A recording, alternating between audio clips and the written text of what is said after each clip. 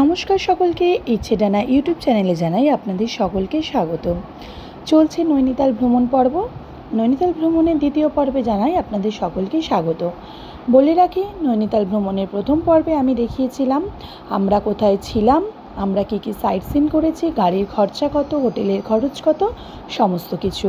এই ভিডিওর উপরের আই বাটন এবং ডেসক্রিপশন বক্সে আপনারা নৈনিতাল ভ্রমণের প্রথম পর্বের লিঙ্ক পেয়ে যাবেন। তাহলে আসুন শুরু করা যাক নৈনিতাল ভ্রমণের দ্বিতীয় পর্ব। Morning from Nainital. আজকে 18ই মে, এখন ঘড়ির কাঁটা বাজে সকাল 9টা। আমরা এখন হোটেল হিমালয়া নৈনিতাল থেকে বেরিয়ে যাচ্ছি সোজা এখন মুক্তেশ্বর, তারপর ঘুরতে ঘুরতে চলে যাব ইকোভিন্সার। আমরাও ঘুরবো, সঙ্গে ঘুরবেন আপনারাও। তাহলে দেখতে থাকুন আর আমাদের ভিডিওটাকে উপভোগ করুন। দেখে না, আমরা সামনে গিয়ে ডান দিক ঘুরে যাবো।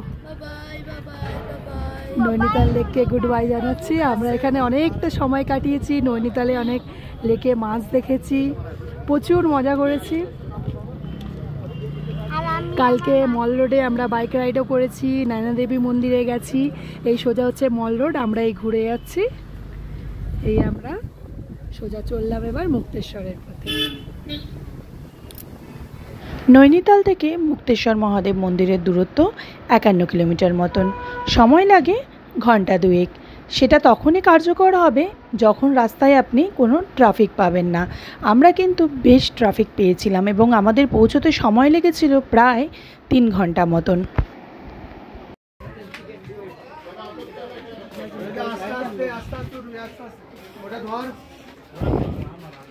মন্দিরে কি লাইন! আমরা এসে গেছি মুক্তেশ্বর মহাদেব মন্দিরে। পার্কিং লট থেকে হেঁটে কি বাইকে করে 50 টাকা মাথা পিছু দিয়ে ওই 300 মিটার এসে তারপর প্রায় 200টা সিঁড়ি ভেঙে উপরে উঠতে হচ্ছে। বলার অবস্থা নেই, একদম পুরো দম লেগে যাচ্ছে। এখানকার হাইট হচ্ছে 2290 মিটার। মুক্তেশ্বর মহাদেব মন্দির জুড়ে রয়েছে নানান রকমের ইতিহাস, তার মধ্যে কয়েকটি আমি আপনাদের শোনাবো। মুক্তেশ্বর কথাটির অর্থ হলো মুক্তি। বলা হয় বাবা মহাদেবের সঙ্গে এক অসুরের এখানে তীব্র সংঘর্ষ বাধে এবং তারপরে বাবা মহাদেব সেই অসুরটিকে বধ করেন এবং তার আত্মাটিকে মুক্তি দেয়। সেই অনুসারে মুক্তেশ্বর মহাদেব মন্দির। এবং কথিত আছে পঞ্চপাণ্ডবরাও এখানে এসে শিবের আরাধনা করেছিলেন। মন্দিরের গর্ভগৃহ, এখানে আমাদের দর্শন হয়ে গেল। এবার এখান দিয়ে আমরা বেরিয়ে যাচ্ছি। এবার এই রাস্তা ধরে বেরোতে হয়। এখানে অনেক বেশি বানর রয়েছে, ওর জন্য আমি বেশিক্ষণের ভিডিওটা করব না।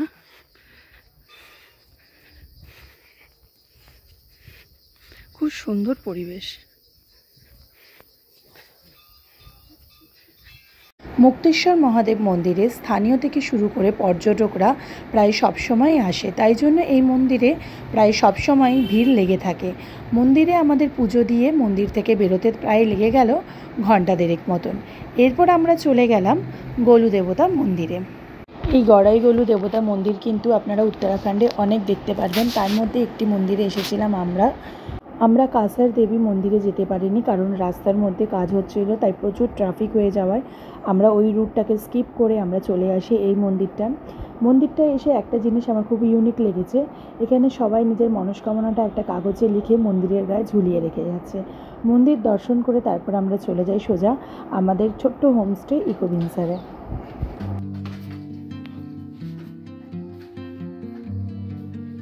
এই দোতলায় আমাদের রুম দিয়েছে, আর উপর থেকে হচ্ছে এরকম ভিউ।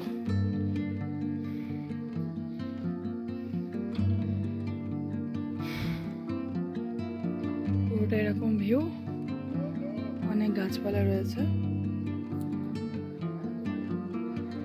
আর উপরে দুটো ঘর।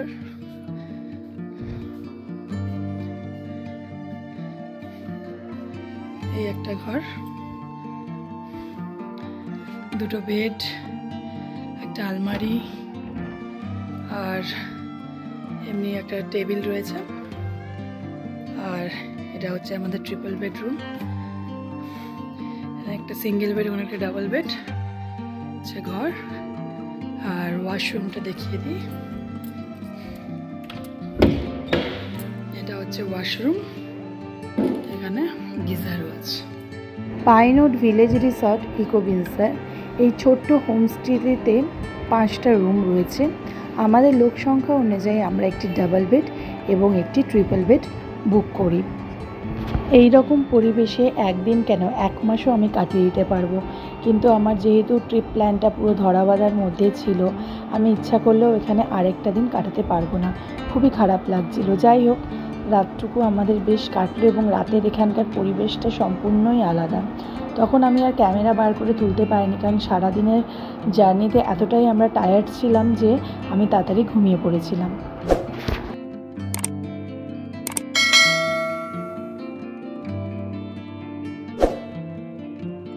পরের দিন সকালবেলায় আবার ইকোভিন্সারে পাইনউড ভিলেজ রিসর্টকে আমরা বিদায় জানালাম এবং বেরিয়ে পড়লাম আমাদের পরবর্তী গন্তব্য মুন্সিয়ারির পথে।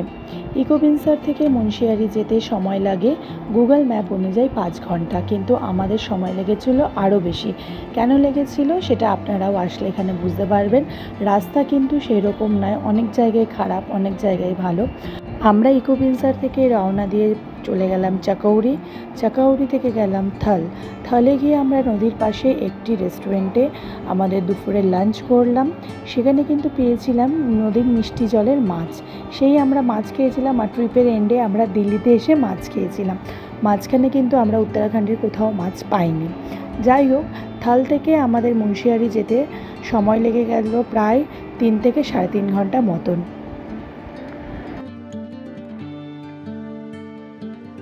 আমাদের এই পুরো ট্রিপটাতে আমরা প্রথম যে 2 দিন নৈনিতালে ছিলাম, আমরা নৈনিতালের লোকাল গাড়ি বুক করে নৈনিতালের লোকাল সাইট সিনগুলো করে নিয়েছিলাম। কারণ নৈনিতালে যদি বাইরের গাড়ি ঢোকে তাহলে কিন্তু অনেকটাই সমস্যা হয়, বা গাড়ি বাইরে রাখতে হয়, আপনাকে হেঁটে ঢুকতে হয়।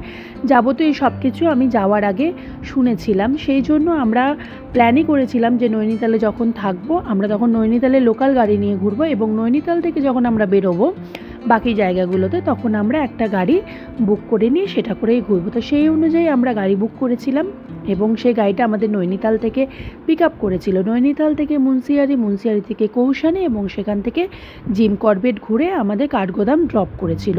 এবার আসি গাড়ি ভাড়া আমাদের কত করে নিল।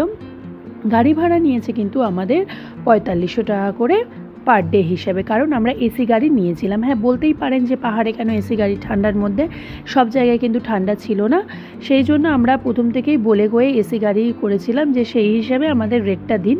যদি আপনারা এসি গাড়ি না নেন তাহলে বলে রাখি 3500 থেকে 4000-এর মধ্যে কিন্তু আপনারা গাড়ি পেয়ে যাবেন। আমাদের গাড়ি ছিল আর্টিকা, আমি গাড়ির ড্রাইভারের নাম্বার আপনাদের দিয়ে দেবো, আপনারাও চাইলে যোগাযোগ করে বুক করতে পারেন। থাল থেকে যখন আমরা দুপুরের লাঞ্চ করে বেরোলাম তখন কিন্তু আকাশের মুড একেবারে পাল্টে গেছে। ঝোড়ো হাওয়া, তার সাথে বৃষ্টি, এবং এরকম অবস্থায় পাহাড়ি রাস্তায় গাড়ি চালানো কিন্তু বেশ চাপের ব্যাপার। যাই হোক, দুগ্গা দুগ্গা করে বেরিয়ে পড়লাম। কিছুক্ষণ পর বৃষ্টি থামলো, আমরা রওনা দিলাম। দূর থেকে আমরা লক্ষ্য করেছিলাম ব্রিতি ওয়াটারফলসকে। একদম সরু কলের জল যেমন লাগে সেই রকম দেখতে লাগছিল, কিন্তু ধীরে ধীরে যতটাই তার কাছে এগিয়ে এসেছিলাম ততটাই কিন্তু সে তার প্রকাণ্ড চেহারাটা নিয়ে আমাদের সামনে ধরা দিল। পাহাড়ের উপর থেকে জলরাশি একেবারে দানবের মতন আছড়ে পড়ছে নিচে, এবং সেই জলরাশির ছোট্ট ছোট্ট বিন্দু যখন আপনার গায়ে এসে লাগছে তখন একদম অন্যরকম একটা ফিলিংস হচ্ছে। ব্রিতি ওয়াটারফলস থেকে মুন্সিয়ারিতে আমাদের হোটেলের দূরত্ব কিন্তু 31 কিলোমিটার। তখন বাজে ঘড়ির কাঁটায় 6টা। তখনও কিন্তু পাহাড়ের সন্ধে নামেনি, এটা একটা প্লাস পয়েন্ট আমাদের জন্য। সন্ধে নামতে নামতে প্রায় 7:30। তো যেহেতু 31 কিলোমিটার রাস্তা আমাদের রান করতে হবে, পাহাড়ি রাস্তা, তার জন্য কিন্তু আমরা বেশি সময় এখানে কাটাইনি। আমরা তারপর বেরিয়ে পড়ি আমাদের হোটেল বিজয় মাউন্ট মুন্সিয়ারির উদ্দেশ্যে।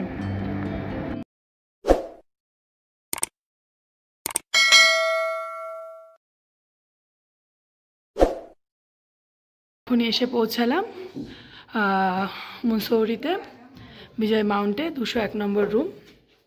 তো এটা হচ্ছে আমাদের রুম। এই রুমটা বেশ যথেষ্ট বড়, স্পেসিয়াস। এখানে 2টো ডাবল বেড রয়েছে, এই একটা ওই একটা, আর এই জিনিসটা একটা নতুন জিনিস দেখলাম, যে এটা হিটার, বোধহয় কয়লা দিয়ে হয়তো জ্বালায় ঘর গরম করার জন্য। আর পাশে একটা মিনি ফ্রিজ রয়েছে, জানি না ফ্রিজটা আদেও চলে কি না। আর এখানে একটা ছোট একটা ড্রেসিং টেবিল টাইপের রয়েছে। আর এখানে বসার জন্য বেশ বড় একটা সোফা রয়েছে। আর এটা হচ্ছে জানলা। এই দরজা খুললাম, এবার দেখুন এই হচ্ছে বাইরেটা, এই হচ্ছে আমাদের বেলকনি। বেলকনিতে বসার জন্য চেয়ার দিয়েছে।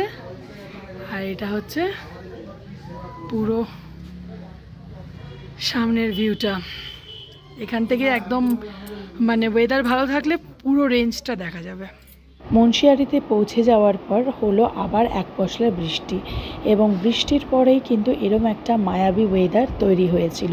তো যেহেতু বৃষ্টি হয়েছে ওই জন্য মনে একটা আশা ছিল যেন আমরা কালকে পঞ্চচুল্লি রেঞ্জটা দেখতে পারি। এই আশা নিয়ে আমরা কিন্তু রাত্রে শুতে গেলাম, কারণ কি আজকে মর্নিংয়ে কিন্তু কেউ দেখতে পায়নি এবং কালকের জন্য সবাই মিলেই অপেক্ষা করেছিলাম। সকালবেলায় যে ঘুম থেকে উঠেই এইভাবে পঞ্চচুল্লিকে দেখতে পারবো সেটা আমরা ভাবতেও পারিনি। তো সারাদিন প্রায় দুপুর 12টা পর্যন্ত এইভাবে পঞ্চচুল্লি আমাদেরকে দেখা দিয়েছিল। দুপুর 12টার পর থেকে আস্তে আস্তে সেটি মেঘে ঢেকে গেছিলো।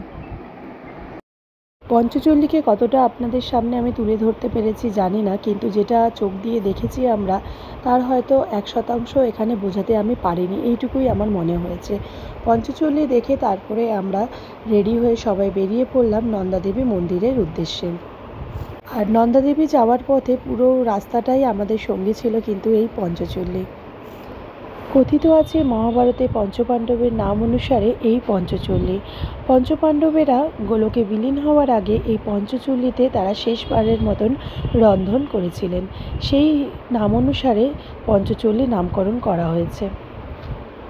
মুন্সিয়ারিতে যে সাইট সিনগুলো রয়েছে তার মধ্যে ম্যাক্সিমামই আপনাকে ট্রেক করে যেতে হয়। তো আমরা সমস্ত কিছু স্কিপ করে যাই এবং সোজা চলে যাই নন্দাদেবী মন্দিরে, এবং নন্দাদেবী মন্দিরে গিয়ে সেই পরিবেশে আমরা কাটিয়েছিলাম অনেকটা সময়।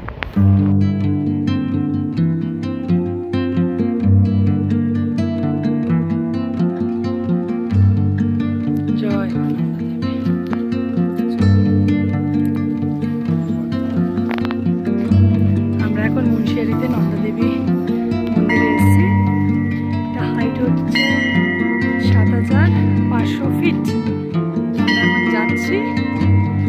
আর এখানে অনেক হনুমান বাদরের ছড়াছড়ি, কখন এসে আমার মোবাইলটা নিয়ে নেবে যাই না। যাই হোক, আমি ভিডিওটা এখানে পজ করি আর মন্দিরে গিয়ে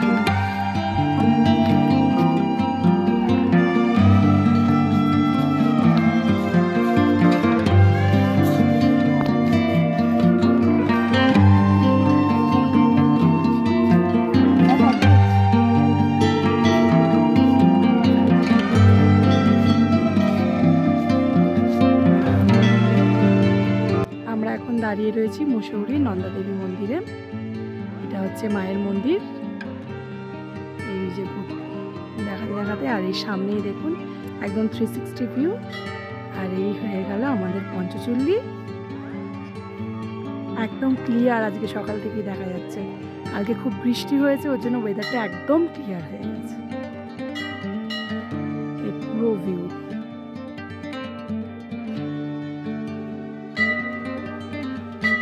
আছি মুন্সিয়ারি বাজারে, এই হচ্ছে পুরো মুন্সিয়ারি। এখানে পার্কিং লট, এখানে গাড়ি রাখে। আর এই সামনেই একদম পঞ্চচুল্লি দেখা যাচ্ছে পুরো। এই হোটেলটার জন্য গার্ড হয়ে রয়েছে। আর এখানে হচ্ছে সামনেই পান্ডে লজ, দেখতেই পাচ্ছ। ওইদিকে হচ্ছে পান্ডে লজ, এই হচ্ছে রাস্তা, হচ্ছে পার্কিং। আর এদিক দিয়ে সোজা গেলে হচ্ছে নন্দাদেবী মন্দির।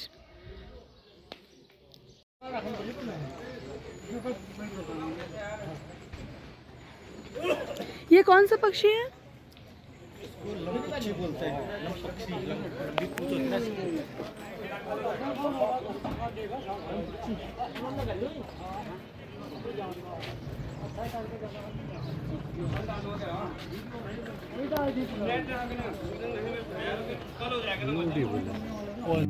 নন্দাদেবী মন্দির থেকে আমরা ফিরে আসি হোটেলে এবং দুপুরে লাঞ্চ করে তারপরে একটু বিশ্রাম করি।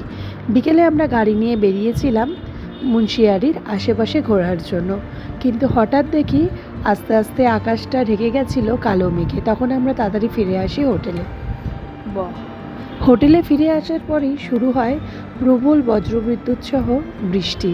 আর পাহাড়ের বৃষ্টি মানে কিন্তু সেটা কিন্তু বেশ সাংঘাতিক হয়, সাংঘাতিক পরিমাণে আকাশের মেঘ ডাকছিল আর সেই রকম ঝোড়ো হাওয়া দিয়ে বৃষ্টি হচ্ছিল।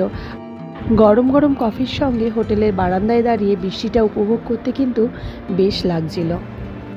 মুন্সিয়ারিকে বিদায় জানিয়ে পরের দিন আমরা রওনা দিলাম আমাদের পরবর্তী গন্তব্য কৌশানির উদ্দেশ্যে। মুন্সিয়ারি থেকে কৌশানির দূরত্ব হলো প্রায় 156 কিলোমিটার মতন, সময় লাগে ঘন্টা 6। মুন্সিয়ারি থেকে কাপত, কাপত থেকে বাগেশ্বর হয়ে আমরা পৌঁছাই কৌশানিতে। কৌশানিতে আমরা ঢোকার আগে আমরা দর্শন করে নিয়েছিলাম বাগেশ্বর মহাদেব মন্দির। বাগেশ্বর মহাদেব মন্দির থেকে আমাদের হোটেলের দূরত্ব ছিল 30 কিলোমিটার মতন, সময় লাগে ঘণ্টাখানেক। কথিত আছে পঞ্চপাণ্ডবদের হিমালয় যাত্রার সময় বাবা মহাদেব বাঘরূপে এনাদের দর্শন দিয়েছিলেন এই স্থানে, তাই এই মন্দিরটি বাগেশ্বরে বাগনাথ মন্দির নামে সকলের কাছে পরিচিত।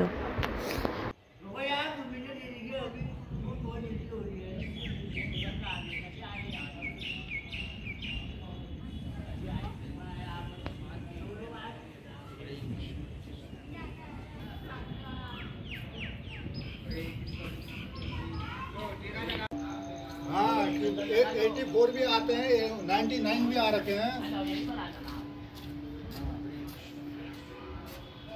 पूजा उजा करानी है तो बता दो। बागनाथ मंदिर এই যে আসো।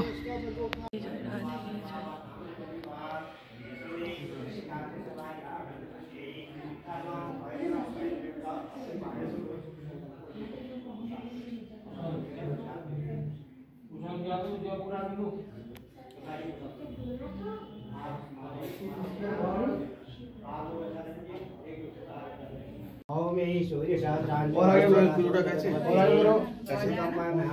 नीचे से नीचे करो, डबल डबल ले जाओ तुम। दान बात में डाल दिया। ले जाओ ले जाओ। नहीं दान बात में डाल दिया। ये पूछ लाइट छूट गई। ये क्या ये बैठी डबल दान बात तो में। उन्हें कितनी?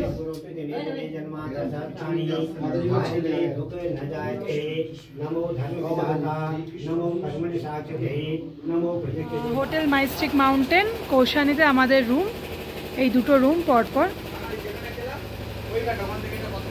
এটা একটা রুম, এটা একটা রুম, ডাবল বেড, এখানে সোফা, আর এটা হচ্ছে ওয়াশরুম, গিজার আছে। আর সেকেন্ড রুম হচ্ছে আমাদের এইটা।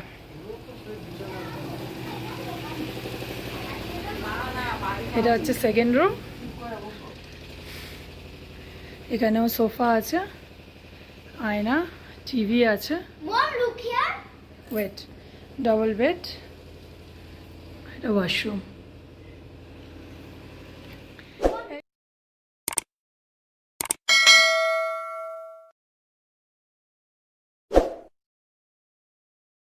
কৌশানিতে দ্বিতীয় দিন মর্নিংয়ে ব্রেকফাস্ট করে আমরা বেরিয়ে পড়লাম বৈদ্যনাথ মন্দির দেখতে।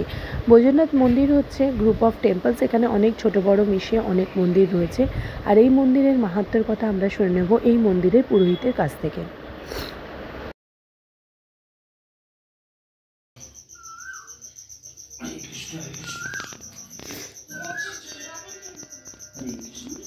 जय राधे जय राधे जय राधे। ये बाबा फिर से बोलिए आप, ये बैजनाथ मंदिर का महत्व क्या है? ये 1200 साल पुराना मंदिर है। इधर शंकर भगवान जब शादी करके कैलाश को जा रहे थे तो एक रात यहाँ विश्राम किया हुआ है। अच्छा, फिर राजा लोग ने यहाँ पे मंदिर बना? राजा लोगों ने मंदिर बनाया हुआ है एक रात में। अच्छा ठीक है। জয় শিব শম্ভু, জয় বাবা ভোলানাথ। এই মন্দিরটা দেখে বেরোলাম। এখানে অনেক ছোট ছোট মন্দির আছে, মন্দির অনেক থাকলেও দুটো মন্দিরে পুজো হয়। প্রথম হচ্ছে এই মন্দিরটা, তারপরে ওদিকে আরেকটা মন্দির আছে। তো এটা হচ্ছে আরেকটি মন্দির। এখানে প্রত্যেকটা মন্দির, ও এটা প্রায় এখানে মন্দিরে ইয়ে নেই, এটাকে বলা হয় গ্রুপ অফ টেম্পল बैजनाथ।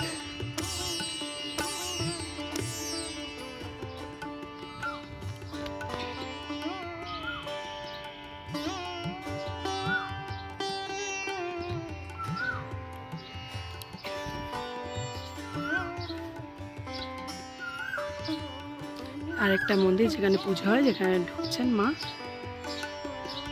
এটা হচ্ছে আরেকটা মন্দির।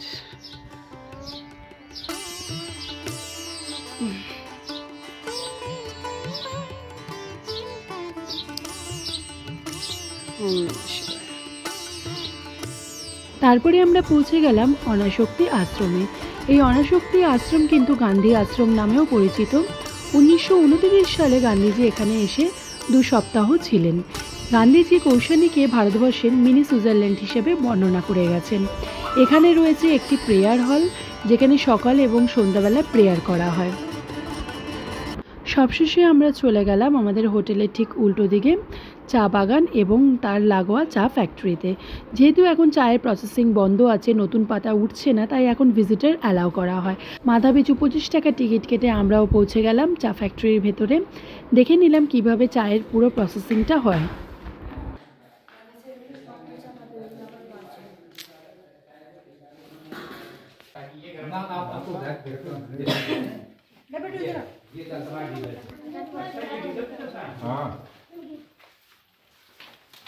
ड्रायर এখানে 3-4টে লেয়ারে চা পাতা দিয়ে এখানে শুকোয়।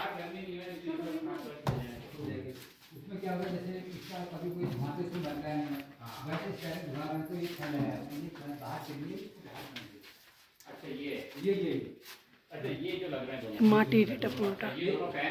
ये हवा के लिए, हवा के बगैर ये चलेगा नहीं। कंट्रोल है ये हवा से इसमें फायर नहीं होगा। फायर इसमें हवा जरूरी है, तो उसको खोस लेगा यहाँ से। কৌশানীর ট্রিপটাও কিন্তু আমাদের খুব সুন্দর ছিল, কিন্তু একটাই আক্ষেপ থেকে গেল যে এখান থেকে আমরা পঞ্চচল্লি দেখতে পারিনি। আমরা যেদিন এসেছিলাম সেদিন বিকেলে হালকা একটু দেখা গেলেও আজকে কিন্তু সারা দিন আকাশটা মেঘে ঢেকে রয়েছে এবং আমরা সেই পঞ্চচল্লির দেখা কিন্তু পাইনি। যাই হোক, আজকের ভিডিওটা কিন্তু এই পর্যন্ত। ভিডিওটি আপনাদের কেমন লাগলো কমেন্ট বক্সে জানাতে পারেন। দেখা হবে আবার পরবর্তী ভিডিওতে। সবাই ভালো থাকবেন, সুস্থ থাকবেন। ধন্যবাদ।